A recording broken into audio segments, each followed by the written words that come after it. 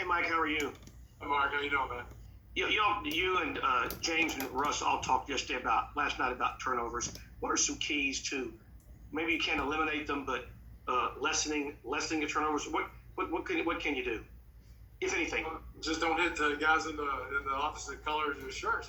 It's like, you got to be careful. You got to be aggressive, and that will lead to some turnovers. But we just weren't sharp, and it happens. And we had a bad game, and but there's not any magical formula that you can do. Guys will figure it out, and we'll play better. Thank you. Yeah. Jonathan Fagan. You guys have been very open about championship aspirations and goals and so on. Playing against a team this young, for the most part, that's already considered to have overachieved, is that a burden that you can carry in a situation like this of feeling like so much is at stake? Well, I don't think it's any more or less than any normal first round, second round, whatever. You understand that these are good teams. They had exact identical record that we had, so they're good. We just, again, we have to play well. We didn't play well, and I don't think that's because we think we have to do this or have to do that. It just pops up. So our defense was really good last night. Offense was the worst of the year, and we'll do better. And that's just the way playoff basketball is, and everybody will rally, and we're going to fight. It should be a great game, and get our spirits up and go kick some tail, hopefully. Thank you. Kelly Ito. Hey, Coach, during the season, you guys talked about spirit and the importance of staying together. Is tomorrow going to be the biggest test of that, the spirit? Well, it's a test. It's always a test to come off a loss. But, again, we just try to stress that, hey, this is what the NBA is all about. Seventh game, it's fun. It's a different atmosphere. It's weird. But at the same time, the bench will be engaged and the players will be engaged. And they'll do the same way. And it'll be a great competition out on the floor. And, we've shown that we could definitely be better than them. And we just have to perform. And we gotta take it and keep on moving forward. Greg Bailey. Hey, Mike, you could just sense the disappointment last night from your guys listening to the way they talked about what had happened. How have they kind of handled that today, and how accepting have they been? I'm assuming you guys have had a film session and looked at some of the miscues that you made. Well, they know exactly what they're supposed to do, and they know it. There's nobody trying to make a mistake. And, again, things happen. You just don't shoot the ball well, or you turn it over. And we can show them those mistakes, but that doesn't do any good. You got to get your mind right. And I think they've handled it great. I think their spirits are up. They know we're in a fight. And, again, I just told them to enjoy the moment. This is weird in NBA history. 7th game. It's all on the line. This should be, we should be foaming at the mouth can't wait to play tomorrow night. And that's what's going to take. And I love our guys. And you know what? They're going to be fighting. Now, whether we play well or not, whatever. But there's going to be a lot of fight in us. Adam Spolin. Mike, what has it been like watching Chris compete for these 6 games, especially last night when they're facing elimination? Oh, he's good. Hey, he's CP3 for a reason. It's been 15 years or whatever, how long he's played. He's great.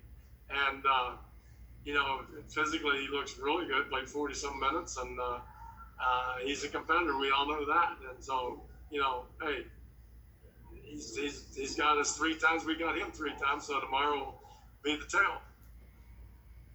Tim McMahon. Hey, Mike, a lot of my fellow media know-it-alls are focusing on James's lack of offensive involvement in those last couple of minutes, some possessions there where, he's just not involved in the play at all. How much, what's kind of the balance with a star of his caliber in terms of aggression in those situations or just, kind of trying to fit in? It's a little bit of both. Obviously, with try to get him involved if we have to.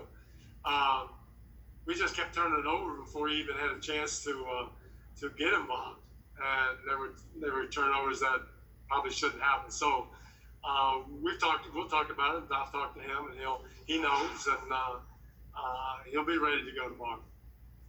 But it is definitely something that we want to get it to happen, without a doubt. Terrence Harris. Hey, Coach, how's it going? Good, Terrence. Hey, can you talk about? I mean, do you feel like there's more pressure? Would it be correct to characterize it as being more pressure on you guys in this Game 7 than maybe them because they are so young, and you guys are set up for this, and you made the switch to small ball and all of that? It seems like, there might be more pressure on you guys in this game than them. I don't know. I think it's pressure on both. Somebody's going home the day after tomorrow, but you guys keep calling them young. I mean, Chris Paul and Steven Adams and Gallo and Schroeder, I don't know how young they are. They might be. You do have one kid, Alexander, or Dort, but they've got a lot of veterans over there that are playing really well. So I don't know where they get the young part, but anyway, that's cool. Zaman Ali. Hey, Mike, you mentioned the defense being great last night and the offense being kind of subpar. That's been kind of a trend the whole series. Why do you think that is? We're just not sharp. I mean, we're missing Russell for a while, and then he's rusty coming back, and just not real sharp. And we're having, Eric's having trouble with his outside shots that just not going in. And we've been kind of inconsistent on our three-point shooting. Not bad for the series, but inconsistent. And they're competing, and Chris Paul's good, and Adams is a very good defender. But with 3 wins, the offense is good. 3 losses, the offense wasn't very good.